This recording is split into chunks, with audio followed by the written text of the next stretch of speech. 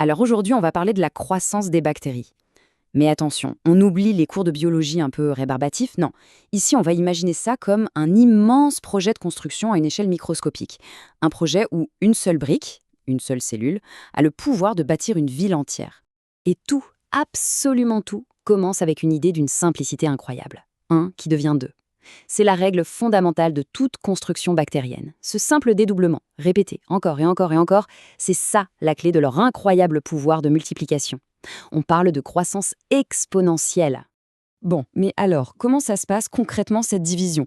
Le processus porte un nom, la scissiparité ou plus simplement la division binaire. C'est vraiment le moteur qui fait tourner toute la machine, qui permet à nos villes de bactéries de grandir. Et pour mesurer la vitesse de ce moteur, les scientifiques ont un outil essentiel, le temps de génération. C'est tout bête, c'est le temps qu'il faut pour qu'une population de bactéries double. C'est en quelque sorte notre chronomètre pour mesurer leur vitesse de construction.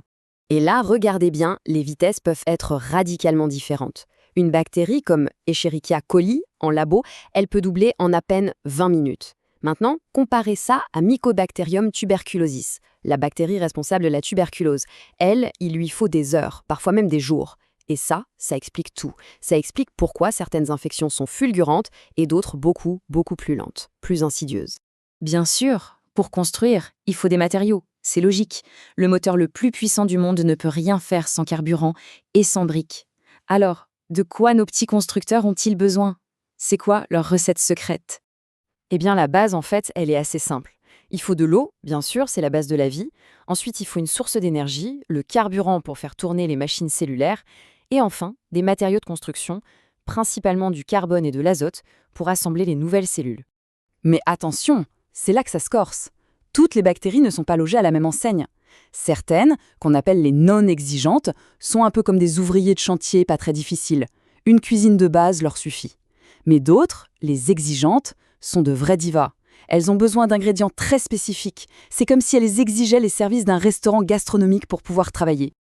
Ok, donc on a la bonne recette. Mais ça ne suffit pas. L'environnement de travail doit aussi être absolument parfait. C'est un peu comme construire une maison. On ne le fait pas en pleine tempête. Pour les bactéries, les conditions météo, c'est la température, l'acidité et la présence ou non d'oxygène. Et le point absolument crucial ici, c'est que la grande majorité des bactéries qui nous intéressent en médecine, ce sont des mésophiles. Qu'est-ce que ça veut dire? Ça veut dire qu'elles adorent la température de notre corps, aux alentours de 37 degrés Celsius. Ce qui fait de nous, littéralement, des incubateurs parfaits, des cocons douillés pour leur développement. Mais le monde des bactéries est incroyablement diversifié. Il y a aussi les psychophiles, qui aiment le froid. C'est celles qu'on peut retrouver dans notre frigo. Et à l'autre extrême, les thermophiles, qui, elles, adorent la chaleur intense. Chaque groupe a vraiment sa propre zone de confort, sa niche écologique. Et cette sensibilité à la température, bien sûr, on l'utilise contre elles. Pour juste mettre leur croissance sur pause, sans les tuer, on les congèle. C'est le principe de la conservation. Et pour les éliminer pour de bon, on monte à des températures extrêmes. C'est le principe de la stérilisation, par exemple, dans un autoclave. Un autre facteur super important, c'est le pH, donc l'acidité. Et là, sans grande surprise, la plupart des bactéries qui nous infectent sont neutrophiles. Elles sont parfaitement à l'aise dans le pH presque neutre de notre sang et de nos tissus. C'est leur terrain de jeu idéal.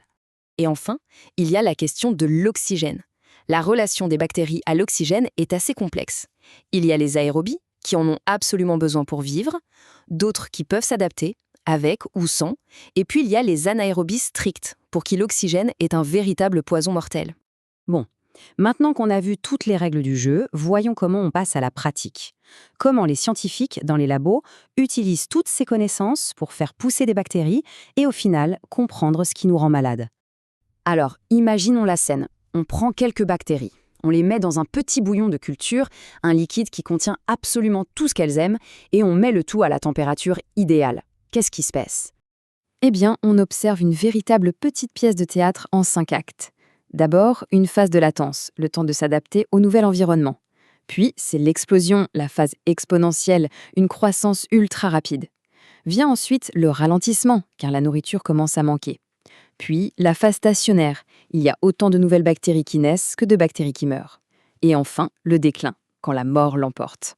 Quand on fait ça en milieu liquide, le seul résultat visible, c'est que le bouillon devient tout trouble. C'est utile pour certaines analyses, comme les hémocultures. Mais pour vraiment identifier une bactérie, on utilise autre chose. Un milieu solide, une sorte de gelée nutritive qu'on appelle gélose dans une boîte de pétri. Et là, la magie opère. Des colonies bien visibles apparaissent. Et c'est là qu'on touche au but. Pourquoi se donner tout ce mal pour cultiver ces micro-organismes? L'objectif est simple, mais fondamental, rendre visible un ennemi qui est, par nature, invisible. C'est la pierre angulaire de tout le diagnostic en bactériologie. Le processus est d'une simplicité assez géniale. On prend un prélèvement chez un patient. On l'étale délicatement sur la gélose. On met la boîte dans une étuve à 37 degrés et on attend. On donne aux bactéries tout ce dont elles rêvent pour qu'elles se révèlent à nous. Et voilà le résultat. C'est fascinant. Chaque petit point qu'on voit sur la gélose, chaque colonie, ce n'est pas une bactérie. C'est une ville de millions, voire de milliards de cellules qui sont toutes les descendantes d'une seule et unique bactérie qui s'est posée là au départ. On obtient ce qu'on appelle une culture pure. Il faut donc voir chaque colonie comme une clé potentielle. Le travail du microbiologiste, c'est d'analyser ces colonies, de tester ces différentes clés pour trouver la bonne, celle qui correspond à la maladie, celle qui ouvre la porte au bon diagnostic et, au final, au bon traitement. Un processus incroyablement puissant qui, il faut s'en souvenir, a commencé par la simple division d'une seule petite cellule en deux.